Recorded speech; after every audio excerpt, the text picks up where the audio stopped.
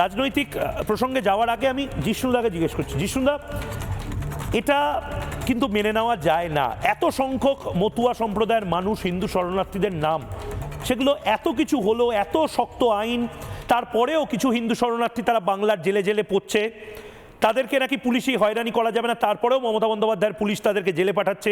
এখন মতুয়া সম্প্রদায়ের বহু মানুষের নাম নেই।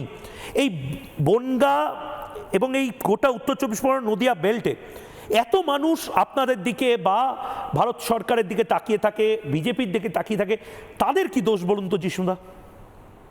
দেখুন, এই সিএ আন্দোলনের সঙ্গে যারা ছিলেন, যারা এই মানুষরা যাদের আপনি বললেন যে যাদের নাম ওঠেনি, তারা দুটো দেশের স্বাধীনতা এনেছে। ভারতবর্ষের স্বাধীনতা আন্দোলনে পূর্ববঙ্গের হিন্দু সমাজের গুরুত্বপূর্ণ ভূমিকা ছিল। বাংলাদেশের ভাষা আন্দোলন, স্বাধীনতা আন্দোলনে এদের রক্তই, এদের বাড়ির সবচেয়ে বেশি কষ্ট হয়েছে। তারাই অত্যাচারিত হয়ে ওই দেশ থেকে এখানে আসতে বাধ্য হয়েছেন।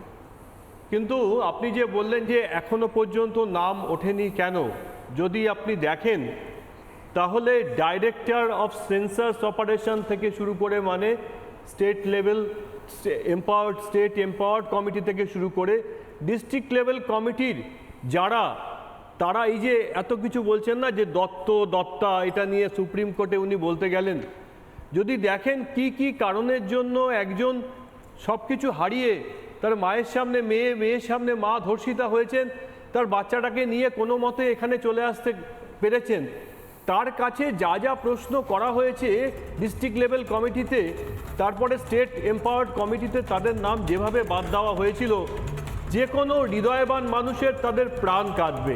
আমার একটা প্রশ্নটা এতদিন ধরে যারা কাজ করেছেন, ডাইরেক্টর অফ সেন্সাস অপারেশন থেকে শুরু করে ডিস্ট্রিক্ট লেভেল কমিটির একেবারে নিচে যিনি কাজ করেছেন, আপনাদের একটু মায়া মমতা কিছু ছিল না? আপনারা এই মানুষগুলো, তাদের তো আর কোনো জায়গা নেই যাওয়ার, তাদের যদি আপনারা ভারতবর্ষে না রাখেন তারা কোথায় যাবেন? তারা তো লাগাতার অত্যাচার সহ্য করার পরে এখানে এসেছেন। তিনটি কারণে হয়েছে। প্রথম কারণ আপনি বললেন যে বিভ্রান্ত করা হয়েছে লোকে। এটা যদি আজ থেকে যবে থেকে কাজ শুরু হয়েছিল তবে থেকে যদি তারা করতেন তাহলে এতদিনে অনেকটা এগিয়ে যেত।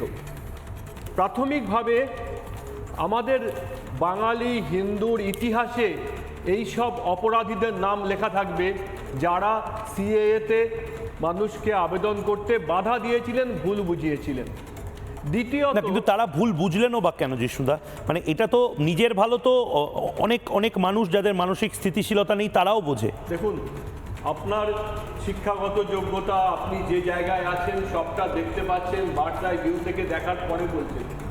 একজন গ্রামের মানুষ, যিনি সব কিছু ছেড়ে বাংলাদেশ থেকে এসে পালিয়ে এসেছেন এবং প্রতিনিয়ত পুলিশ প্রশাসন তাদের উপর অত্যাচার করছে।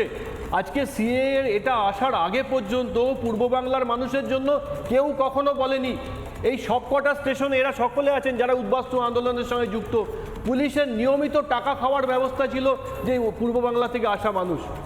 এই যে স্বপ্না শীল এবং দুলালচন্দ্র শীল গুসকারার মানুষ, আপনারা বলেন না যে এদেরকে নিয়ে যাবে ডিটেনশন ক্যাম্পে। পশ্চিমবাংলার এই সরকার, রাজ্য সরকার বর্ধমানের জেলে ডিটেনশন করে রেখেছিলেন এদেরকে, দুজনকে, পতিপত্নীকে। তাদের অপরাধ কি? তারা ওখানে না থাকতে পেরে এখানে বাঁচার জন্য এসেছেন।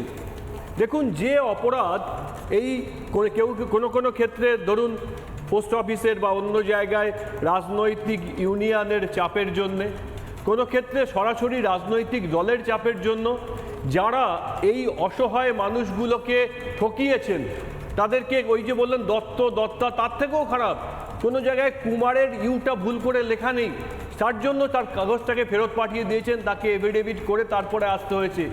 যদি সিএএতে কি অত্যাচার হয়েছে যারা সিএএ আবেদনকারী সেটা নিয়ে যদি লেখা যায়, যদি দেখানো যায়, যে কোনো মানুষের চোখে জল এসে যাবে। সেই তুলনায় এসআইআরে, এরা বলছেন এসআইআরে মানুষকে হেনস্থা করা হচ্ছে, সিএএতে মানুষকে যেভাবে হেনস্থা করা হয়েছে তার তুলনায় এসআইআরের কিছু নয়। আমাদের যেটা মনে হয় যে বাঙালি সাধারণভাবে এর বিরুদ্ধে একটা সামগ্রিক চেতনা করা উচিত।